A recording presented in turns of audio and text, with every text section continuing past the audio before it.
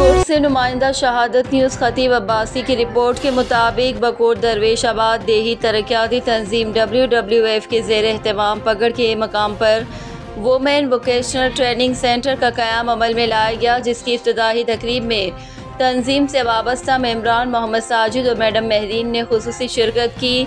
तकरीब में इलाके से सियासी और समाजी शख्सियात, साबिक councillor Iqbal Abbasi, master Shoaib Abbasi, secretary VC Bakot 1 Waqas Abbasi, Safi Khatib Abbasi, lady councillor Naseem Akhtar और दीगर ख़वातीन और हज़रात ने खुसूसी शिरकत की।